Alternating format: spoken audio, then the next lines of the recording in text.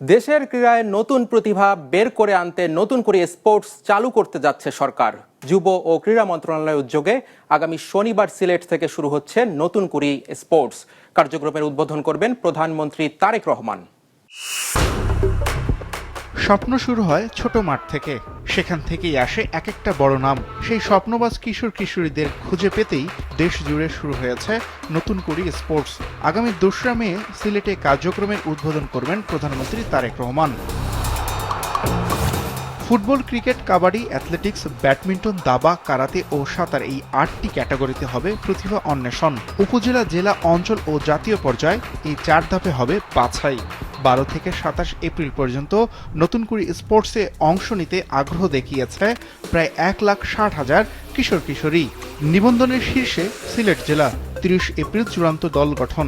আমরা আগামী প্রজন্মের কাছে একটি ক্রীড়া বান্ধব পরিবেশ আমরা তৈরি করতে চাই, যে ক্রীড়াঙ্গনের মাধ্যমে শুধু আমার পরিবার না, আমার সমাজ না, রাষ্ট্রীয়ভাবে একটি গুণগত পরিবর্তন আনতে আমরা পাবো বলে আমরা বিশ্বাস করি।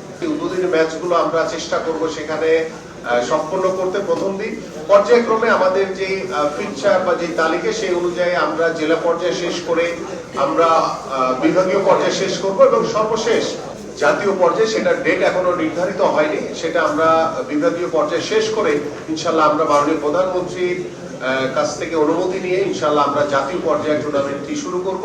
2012 সালের 2রা মে থেকে 2014 সালে একই তারিখ পর্যন্ত জন্ম নেওয়া আগ্রহীরাই এই প্রতিযোগিতায় অংশ নিতে পারবে। যে সকল প্রতিভাবান খেলোয়াড়দেরকে আমরা অন্বেষণ করব, তাদেরকে কিন্তু সরকারিভাবে তাদেরকে ক্রীড়া বৃত্তি প্রদানের মাধ্যমে আমরা আমাদের যে ঢাকা সহ বিভাগীয় শহরগুলোতে যে বিকেএসপি রয়েছে সেইখানে আমরা তাদেরকে সেই সুযোগ সুবিধা নিশ্চিতের মাধ্যমে তাদের পড়াশোনা এবং খেলাধুলার সকল দায়-দায়িত্ব আমরা বহন করব। দেশের বিভিন্ন ডিসিপ্লিনে জাতীয় দলে খেলার সুযোগ পাবে এই প্রতিযোগিতার সেরা অ্যাথলিটরা।